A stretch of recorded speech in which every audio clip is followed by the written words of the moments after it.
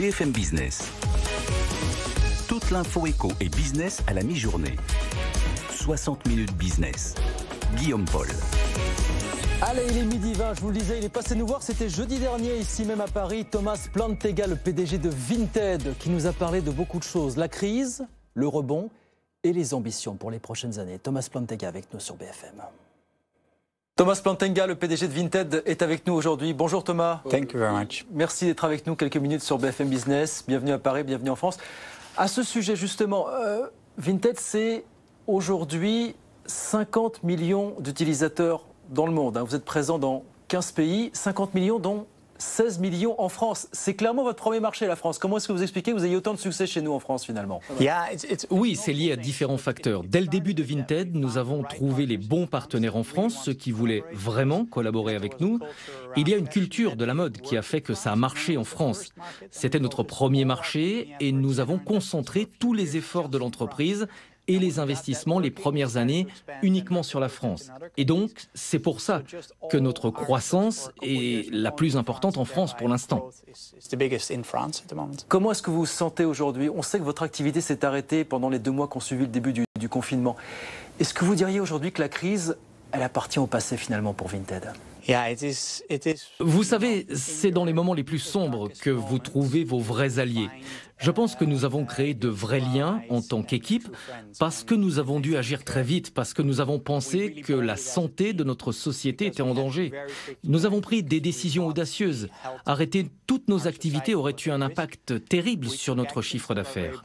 Nous avons décidé d'aller de l'avant et dès qu'on a su que la santé de nos partenaires, de leurs entreprises et de notre société était garantie, nous sommes repartis.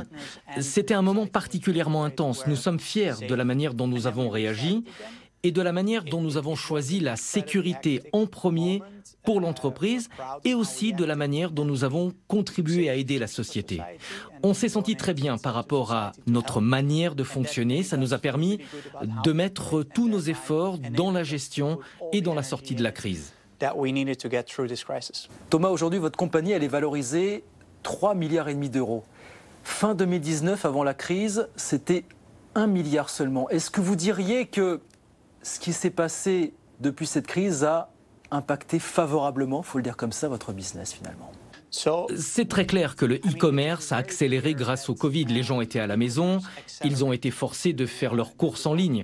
Mais si vous regardez notre courbe de croissance, vous voyez une chute importante quand nous avons stoppé nos activités, puis c'est rapidement remonté et là, ça continue de grandir. Donc maintenant, nous sommes exactement à l'objectif que nous avions fixé avec les investisseurs avant le Covid. Donc il y a eu une chute, une accélération et nous avons atteint le point où nous voulions arriver. Pour nous, on est là où nous étions attendus avec ou sans le Covid. Nous avons juste eu une période où nous avons dû nous adapter pour garantir notre sécurité.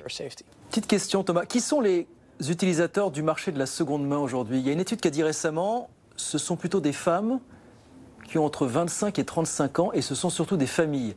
Est-ce que vous confirmez ça? Et si c'est vrai, est-ce que vous nous dites que vous avez l'intention d'aller conquérir d'autres publics dans le futur finalement?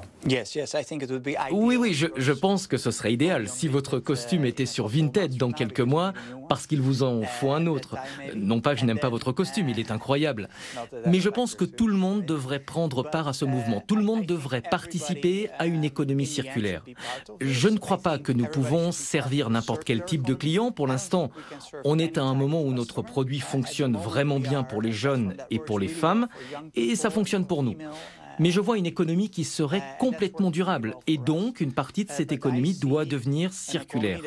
Et je crois vraiment que nous et d'autres acteurs, nous serons capables de faire de la seconde main le premier choix et de rendre complètement normal que tous les produits que nous utilisons aient une deuxième, une troisième ou une quatrième vie et mettre ainsi moins de pression sur l'environnement. Mais vous êtes tellement ambitieux que vous dites à terme, le marché de la seconde main sur le vêtement, ça ne sera plus le second, mais le premier choix des consommateurs. Comment est-ce qu'on peut être aussi optimiste quand même? J'ai l'impression que toute ma vie, les gens me disent « mais c'est pas trop ambitieux ».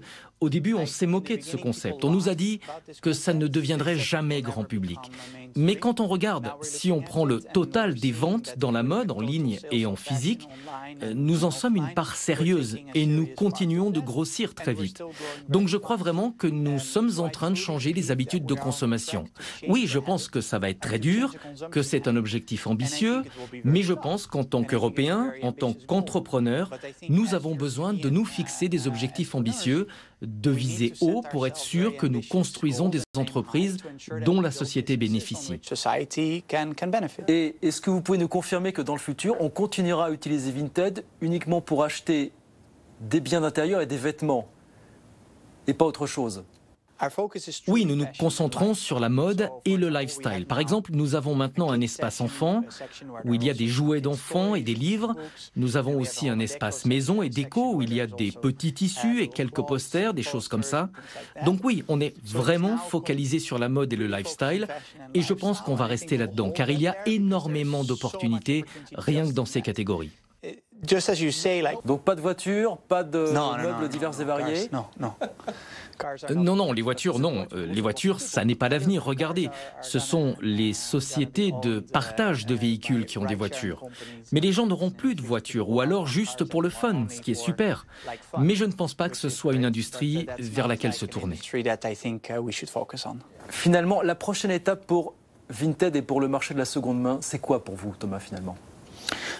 Nos prochaines étapes sont très claires. Nous allons continuer de construire notre présence en Europe géographiquement, mais aussi dans différents domaines de l'industrie de la mode pour aller de plus en plus loin dans chaque catégorie.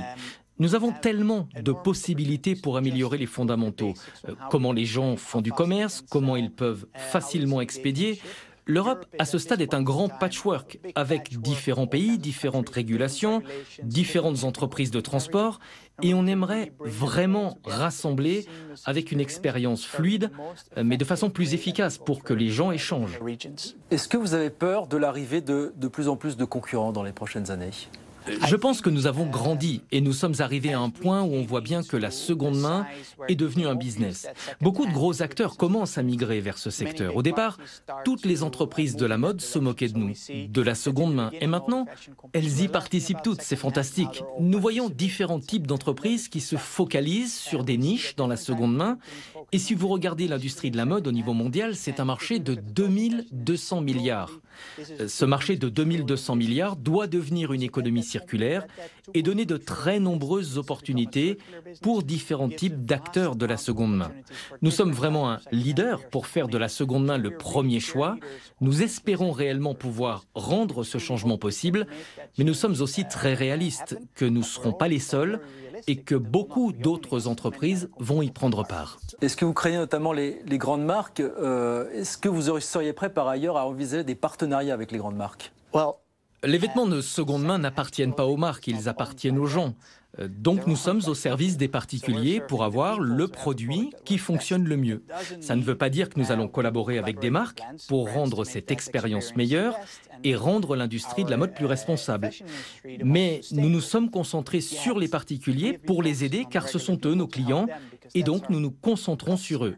Et vous savez, notre entreprise grandit tellement vite que nous avons à peine le temps de travailler des collaborations avec des marques et avec tout le monde. Nous prenons juste le temps d'être sûrs de bien prendre soin de nos utilisateurs.